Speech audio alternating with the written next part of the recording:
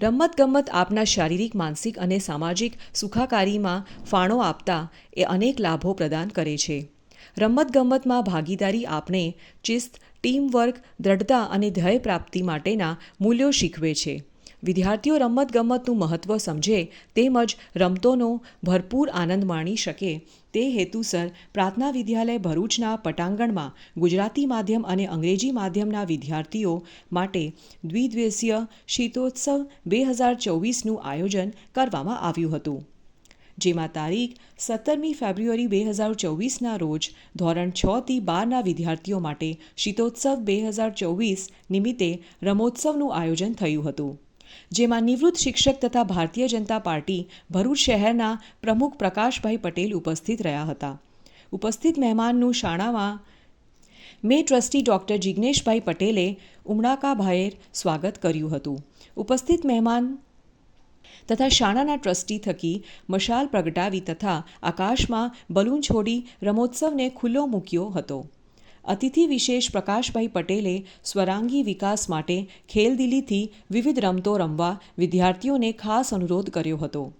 આજરોજ વિદ્યાર્થીઓ માટે 100 મીટર દોડ, 400 મીટર દોડ, 800 મીટર દોડ, રિલે દોડ, વિધ્વન દોડ, કબડ્ડી, વોલીબોલ, ખોખો, રસ્સાખેંચ જેવી વિવિધ રમતો યોજાઈ હતી.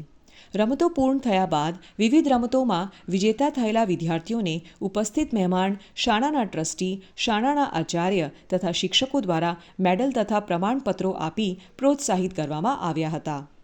આવતીકાલે શાળાના પટાંગણમાં ગુજરાતી માધ્યમ અને અંગ્રેજી માધ્યમના પ્રાથમિક વિભાગ તથા ધોરણ 1થી 5ના વિદ્યાર્થીઓ માટે શીતોત્સવ 2024 નિમિત્તે રમોત્સવ યોજાશે.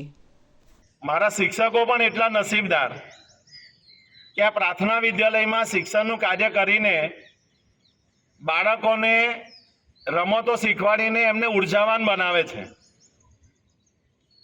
રમત એ આપણા જીવનનો એક મહત્વનો ભાગ છે, જેમાં શૈક્ષણિક હોય, શારીરિક હોય એ વિકાસનો સ્ત્રોત છે.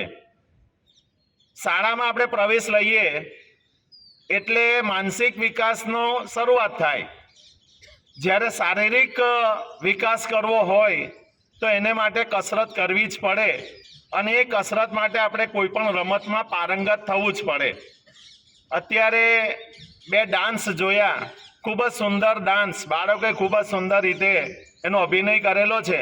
એ બાળકોને ખૂબ ખૂબ અભિનંદન આપું છું અને એ બાળકોને જે શીખવાડેલું છે એવા શિક્ષકોને પણ વધારે અભિનંદન આપું છું.